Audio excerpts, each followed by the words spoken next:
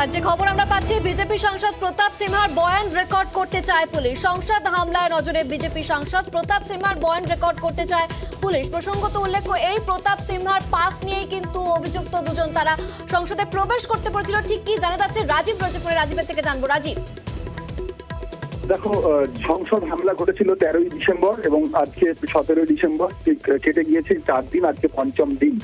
আর বিরোধীরা প্রথম দিন থেকেই এই দাবি জানিয়ে আসছিল এবং অভিযোগ তুলে আসছিল যে সাংসদ এই পাস দিয়েছেন, অর্থাৎ পাস দেওয়ার জন্য সুপারিশ করেছেন, তার নিজস্ব সাংসদের লেটার হেডে কিভাবে এড়াতে পারেন এবং পুলিশের উচিত সবার আগে তাকে জিজ্ঞাসা করা।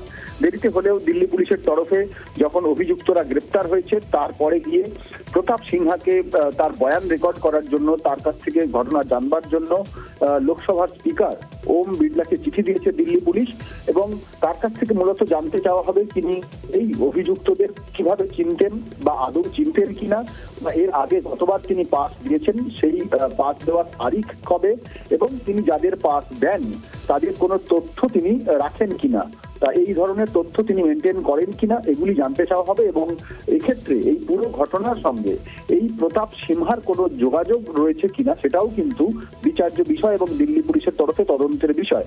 এই ঘটনা যেটা ঘটেছে, সেই ঘটনায় আমরা জানি এখনো পর্যন্ত মোট 6 জনকে গ্রেপ্তার করা হয়েছে এবং বেশ কয়েকজন আটক রয়েছেন, তাদের জিজ্ঞাসাবাদ চলছে। আর যাদের গ্রেপ্তার করা হয়েছে তাদের একের পর এক জিজ্ঞাসাবাদ করার পরে কিন্তু একটার পর একটা বড় বড় তথ্য বেরিয়ে আসছে এবং যে তথ্য গোটা দেশকে চমকে দিচ্ছে। আর এই ঘটনারই একেবারে শিকড় পর্যন্ত পৌঁছানোর জন্য বিজেপি সাংসদকে তার বয়ান রেকর্ড করা, তার সঙ্গে কথা বলা প্রয়োজন বলে মনে করেছে পঞ্চম দিনে দিল্লি পুলিশ। বেশ,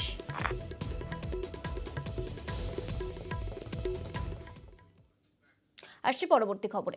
বারুইপুরে খুন তৃণমূল কর্মী, বাড়ি থেকে